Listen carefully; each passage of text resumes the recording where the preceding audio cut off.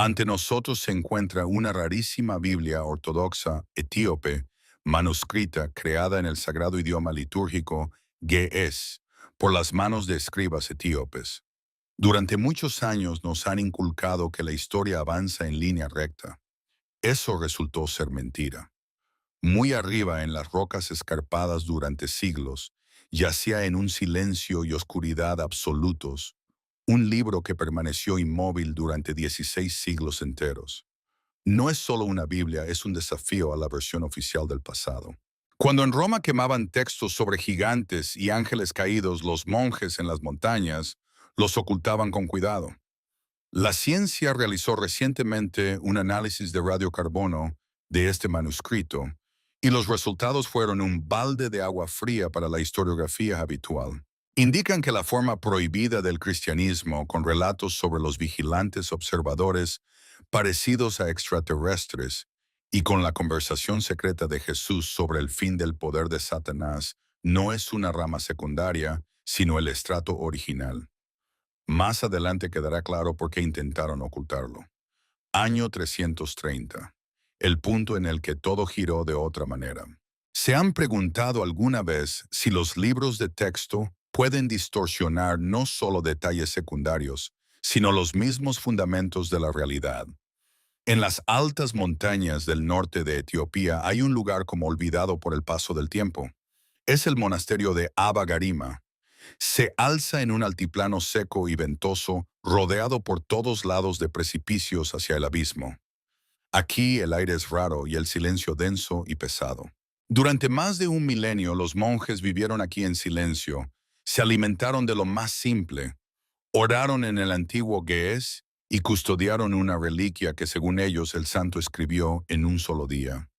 Durante siglos los eruditos occidentales, personas con diplomas de Oxford, Harvard y el Vaticano, sonreían con condescendencia ante estas palabras. Les parecía que la leyenda era demasiado piadosa para ser verdad. Veían los brillantes colores de las miniaturas, se asombraban con el azul lapislázuli, y los ocres puros admiraban las aves en los márgenes y decían, estilo bizantino, por lo tanto no anterior al siglo X en el mejor de los casos. Desestimaban las tradiciones, se encogían de hombros ante los monjes. Estaban convencidos de que al sur del Sáhara no se podía crear un manuscrito tan refinado mientras Europa vagaba por las edades oscuras. Pero surgió un detalle que destruyó esa certeza. El mundo se miraba a través del prisma de la autoconfianza. Nadie se molestó siquiera en verificar la edad. Creían que ya lo sabían todo.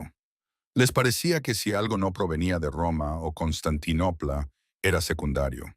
Todo cambió en 2010. El especialista francés Jacques Mercier obtuvo con gran dificultad acceso al santuario. No buscaba un vuelco, solo pretendía describir las pinturas y miniaturas.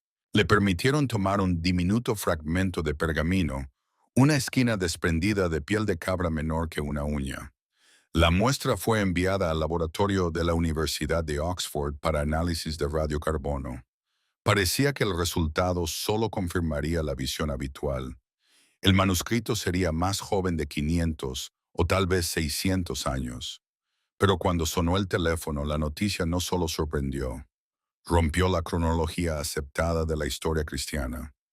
Las fechas parecieron imposibles. Rango de 330 a 650 después de Cristo, o más, precisamente según análisis.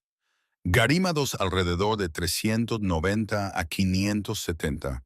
Garima 1 530 a 660. Léanlo con atención. Siglo IV era del emperador Constantino, aún antes de la caída de Roma, antes del nacimiento del primer rey inglés, mucho antes del surgimiento del Islam, antes de que existiera siquiera el idioma inglés. En esos años el Coliseo aún veía combates de gladiadores y la Biblioteca de Alejandría posiblemente aún existía. Esto significa que los Evangelios de Garima son los libros cristianos ilustrados más antiguos del mundo, más antiguos que los tesoros del Vaticano, más antiguos que las reliquias de la Biblioteca Británica. Y todo este tiempo yacían en un cobertizo de madera a unos 7,000 pies de altura, sobreviviendo invasiones de ejércitos musulmanes, ataques italianos con gas mostaza, purgas comunistas e incendios resistiendo 16 siglos completos. La conclusión es abrumadora. Etiopía tenía una cultura cristiana independiente, refinada y completamente formada en el momento en que Europa aún aprendía a leer. Pero la edad es solo la cubierta, es la caja que oculta la carga explosiva. Lo principal es el contenido. Esta Biblia no se parece al librito habitual en la mesita de noche. Se siente diferente, se lee diferente.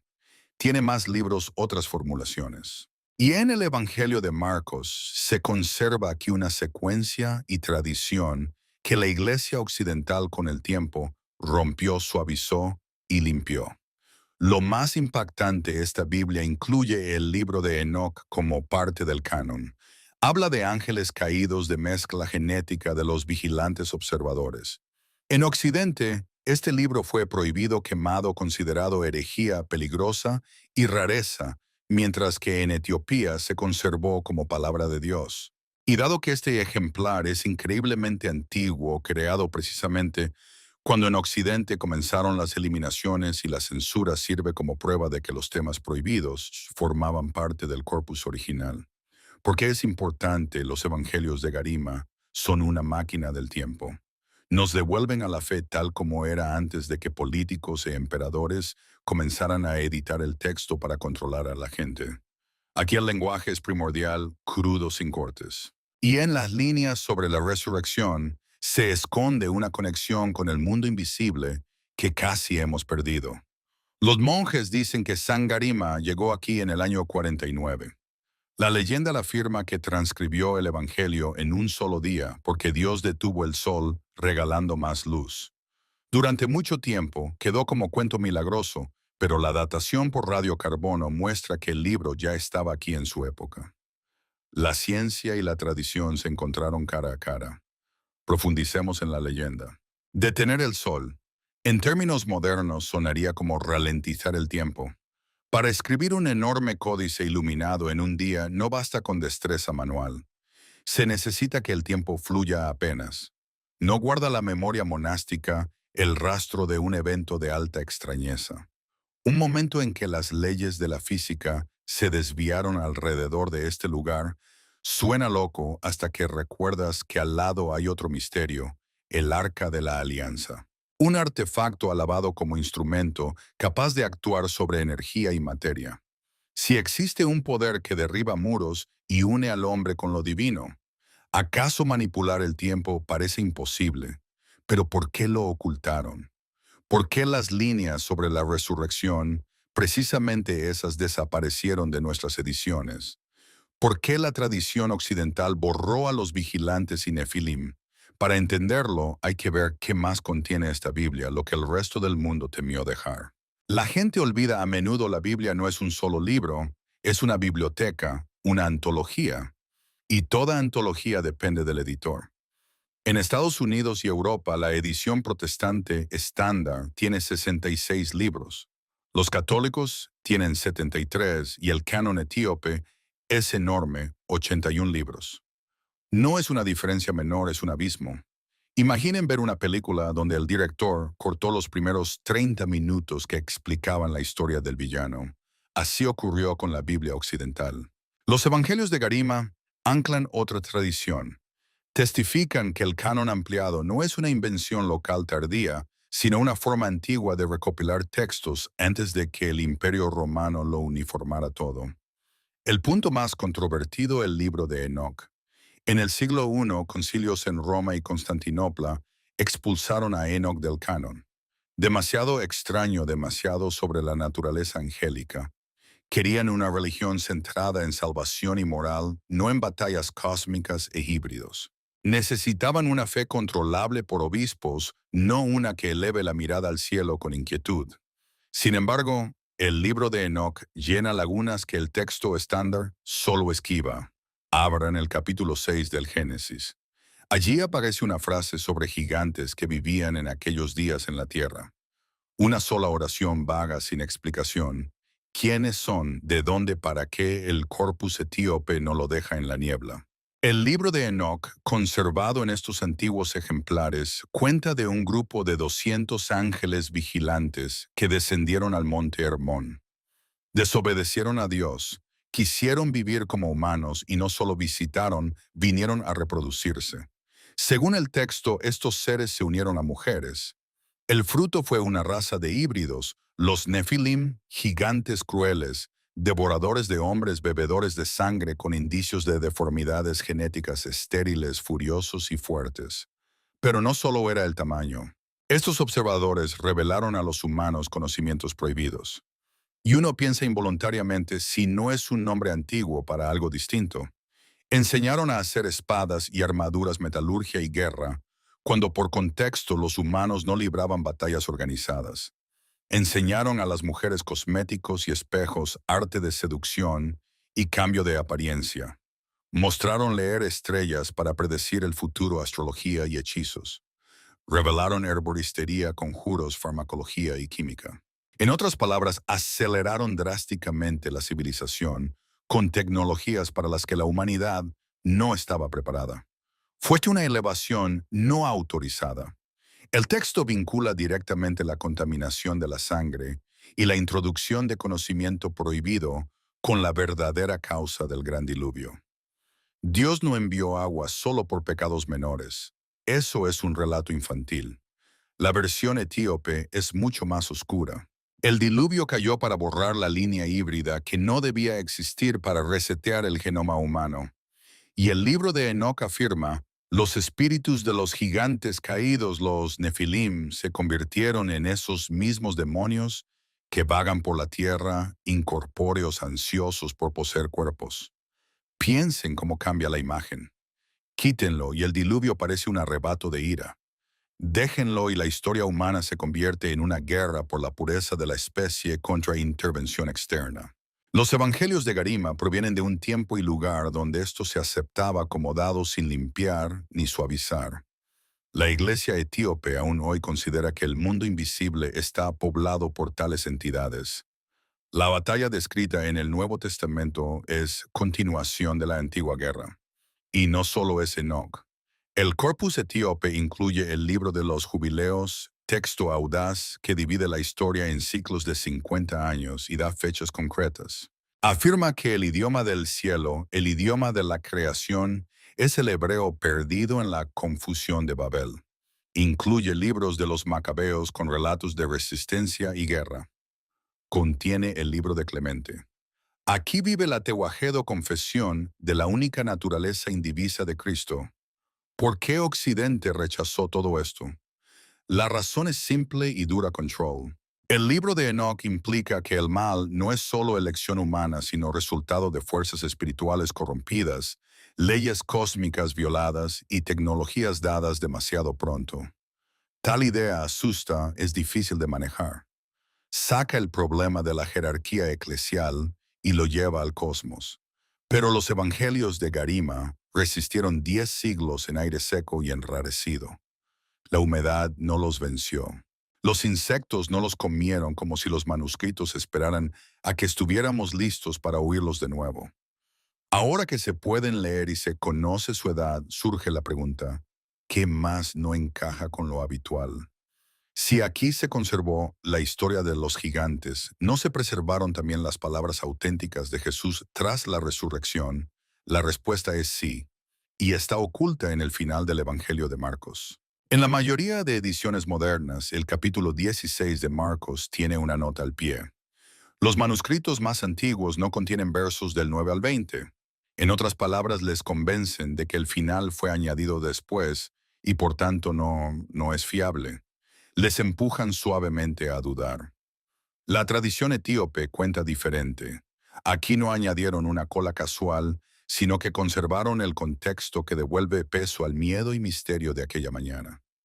El eslabón perdido no es una línea. Es una revelación sobre el plazo del poder de Satanás y los límites de su fuerza.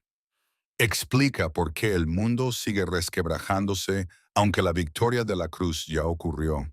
Admite que los observadores aún observan, Más precisamente, abran en la Biblia habitual el capítulo 16 de Marcos. Las mujeres van al sepulcro, la piedra apartada. Un joven de blanco dice que Jesús resucitó. El verso 8 suena, y saliendo huyeron del sepulcro, porque les había sobrecogido temor y espanto, y no dijeron nada a nadie porque tenían miedo. Ahí terminan los dos códices griegos más antiguos, Vaticano y Sinaítico, fin en miedo y silencio. Ni aparición del resucitado, ni encargo de ir por el mundo. Ya siglos se discute si Marcos quiso ese final abrupto, si se perdió la última página o si la quitaron. Los evangelios de Garima pertenecen a otra familia textual. No aceptan cerrar la historia en miedo. Conservan el final laco, pero con un giro que lo conecta a la rarísima variante conocida como Logion Freer, en el Códice Freer manuscrito del siglo V. No está en traducciones sinodales ni en King James y casi no se predica. Pero la lógica teológica de la iglesia etíope, respaldada por la edad de los evangelios de Garima, apunta directamente a esa conversación faltante. En ella los discípulos responden al resucitado, escuchan en silencio, se justifican.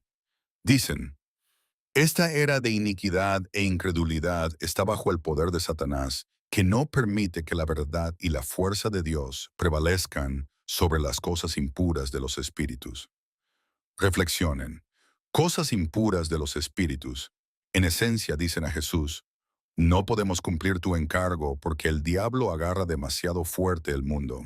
Fuerzas demoníacas, espíritus de esos nefilim, son demasiado fuertes. Estamos cegados. El aire está contaminado. Y entonces suena la línea ausente en su edición.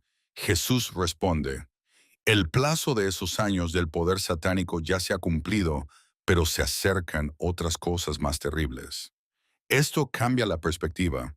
Jesús dice, el tiempo del diablo formalmente terminó. El contador se pone a cero, pero antes de que mejore, empeorará. La resurrección deja de ser cuento de hadas, vivieron felices para siempre, y se convierte en victoria estratégica en una guerra que continúa. El reconocimiento de un periodo de transición, el enemigo decapitado, pero aún peligroso como serpiente, que muerde aunque sin cabeza o régimen sin capital, pero con guerrilleros en las colinas. Se acercan otras cosas más terribles. ¿De qué cosas? De la destrucción de Jerusalén en el 70 después de Cristo. Del fin de los tiempos. Del posible regreso de los observadores. El corpus etíope con su Enoch y vigilantes entiende esta guerra más claro que muchos. Aquí no son cosas impuras de espíritus metáfora de malos hábitos. Son entidades mentes ira. El canon occidental quitó ese diálogo, lo suavizó, prefirió el encargo claro, id y predicad. Demasiadas preguntas sobre plazos de Satanás y espíritus impuros. El retrato se volvía irregular. Jesús sonaba a general, no solo maestro. Pero la mera existencia de los evangelios de Garima de tal edad testimonia un cristianismo que no temía lo sobrenatural. Aquí conservan el final largo de Marcos. Aquí creen en las palabras de que los creyentes tomarán serpientes, beberán veneno mortal y no les dañará. En Occidente lo ven como figura o cosa de sectas extremas. En el contexto de la Biblia etíope, donde el mundo está lleno de espíritus oscuros, maldiciones y ecos de observadores, tales dones no son metáfora, son equipo necesario para vivir en zona de guerra espiritual. Los evangelios de Garima tienden un puente. Conectan el mundo de gigantes del Antiguo Testamento con la resurrección del Nuevo. Muestran que Jesús vino a aplastar una tiniebla muy concreta reinante desde los días de Enoch. Quiten a Enoch y las palabras sobre el plazo de Satanás y pierden el hilo. No se entiende por qué la resurrección tuvo que ocurrir así. Se disuelve el contexto de batalla cósmica. Hay otra explicación de por qué precisamente Etiopía guardó estos textos. No solo teología sangre. La gente que protegió estos libros afirma tener algo más que un libro. Dicen tener el arca sobre la que reposaban las tablas. Si es verdad, se entiende por qué los eligieron guardianes de la Escritura. El misterio va más allá de tinta en pergamino. Toca el ADN del pueblo. Está absorbido en la tierra de Aksum. No se puede hablar de los evangelios de Garima sin mencionar el Arca de la Alianza. Suena a guión. Pero en la ciudad de Aksum, a pocas horas del depósito de los evangelios, hay una modesta capilla. La llaman Capilla de las Tablas. La guarda un solo hombre. Es el guardián, único en la tierra autorizado a mirar dentro. No deja el territorio de la capilla hasta su muerte. Luego ocupa su lugar un nuevo guardián. La Iglesia Ortodoxa Etíope afirma con total certeza dentro, está esa misma arca, el cofre de oro de Moisés, portador de la presencia de Dios y derribador de muros de Jericó. Durante años los historiadores dijeron que era imposible. Aseguraban que el arca se perdió en Jerusalén o fue destruida en 587 a.C. por babilonios. Llamaban mito bonito al relato etíope del hijo de la reina de Saba y Salomón Menelik, primero llevándola para custodia para reforzar poder. Y de nuevo la ciencia golpeó la duda. Estudios genéticos de grupos etíopes, especialmente Beta Israel, y algunas comunidades montañesas revelaron algo inusual. Gran parte del ADN coincide con habitantes del Levante, Israel y Siria actuales. La mezcla ocurrió hace unos 3000 años. Coincide exactamente con la época de Salomón y la reina de Saba. La ciencia respaldó la leyenda. Hubo migración masiva de Israel a Etiopía. Eso explica por qué su Biblia es tan distinta. Su fe no es copia del cristianismo europeo, continuación directa de la antigua religión israelita que fluyó suavemente al cristianismo. No esperaron a que Roma dijera que era sagrado. Ya tenían libros Enoc, jubileos, prácticas veterotestamentarias. El sábado se santifica aún. Se observan leyes dietéticas. Danzas a Dios recuerdan la danza de David. Cuando llegó el cristianismo en el siglo IV, justo cuando se copiaban los evangelios de Garima, simplemente añadieron el Nuevo Testamento a la colección existente. No preguntaron al obispo de Roma. Su biblioteca era Salomón mismo. Por eso los evangelios de Garima son tan importantes. Son eslabón, prueba material de que la cultura estuvo lo bastante aislada para conservar tradiciones primordiales. Mientras el resto del mundo luchaba por poder, reunía concilios y editaba escritura, agradando al emperador y aplastando herejes, Etiopía se sentó en las montañas, guardó el arca y copió textos sin quitar ni añadir. Los monjes de Abba Garima no solo guardaron un libro, guardaron la línea sanguínea. Para ellos no había líneas sobrantes ni libros incómodos. Los consideraban necesarios. Se sentían nuevo Sión. Si crees que sostienes la presencia real de Dios en el arca, no eliminas capítulos de su libro. Lo dejas todo lo extraño, lo terrible, porque respetas la fuente. Y ahora un paso al lado hacia lo que suelen susurrar. En el siglo XII los caballeros templarios llegaron a Jerusalén y cavaron bajo el monte del templo. Buscaban algo. Muchos suponen que el arca. No la encontraron porque ya no estaba allí, pero hallaron mapa o registro de que la reliquia fue llevada al sur. En Lalibela, Etiopía, hay templos excavados en roca, aparecidos aproximadamente en la misma época de actividad templaria. Algunos investigadores creen que los templarios llegaron aquí, ayudaron a construirlos, encontraron el arca, o al menos la comunidad de sus guardianes. Tal vez ese sea el secreto con que se fueron a la tumba. Tal vez por eso el Vaticano los aplastó, porque se reveló que el verdadero poder no estaba en Roma, sino en Etiopía. Y los guardianes del arca viven poco. A menudo desarrollan cataratas, sufren enfermedades pulmonares como si recibieran radiación. Si el arca es dispositivo condensador máquina de energía arma, entonces la instrucción para el mundo al que pertenece podría ser el libro de Enoc. No se entiende una sin la otra. Tal vez Occidente perdió el poder del arca por desechar el texto que explicaba el contexto. El libro de Enoc habla de piedras de fuego mecánica celestial. Es tanto tratado técnico como espiritual. Si el arca está en Aksum y la Biblia más antigua en Tigray, Etiopía, no es solo un país, es una caja fuerte. copia de seguridad de la humanidad. Y si las palabras sobre el plazo de Satanás cumplido son ciertas, ¿dónde estamos? No vivimos ya en las cosas más terribles que se acercan. No espera el arca su hora. Así es la realidad. La Biblia occidental es ordenada, compacta, cómoda. Cabe en el bolsillo y se centra en salvación personal y decencia. Está bien, pero hay otra perspectiva. Los evangelios de Garima muestran una Biblia salvaje, peligrosa, atravesada por batallas cósmicas del pasado. La prueba de sus 16 siglos afirma la corrección de la tradición etíope. Sugiere que el final largo de Marcos con serpientes veneno y lucha espiritual no es error ni inserto tardío, es norma. Indica que los primeros cristianos vivían en un mundo donde junto a muchos espíritus y demonios se sentía el legado de los Nefilim. Y esa línea, el plazo de Satanás, se cumplió, pero se acercan otras cosas más terribles. Tal vez la frase más actual para nuestro siglo. En ella hay admisión, la batalla ganada, pero la guerra sigue. Predicción de tiempos turbulentos.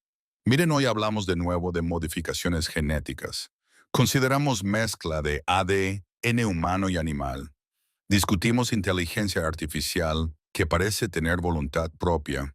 Escuchamos declaraciones estatales sobre fenómenos aéreos no identificados, donde antes todo se negaba. Ante esto, la pregunta principal queda abierta. ¿Deben el libro de Enoch y la línea perdida de Marcos volver al canon estándar? ¿O es mejor que el mundo no sepa qué reposa realmente en la capilla de Axum, el arca o algo distinto?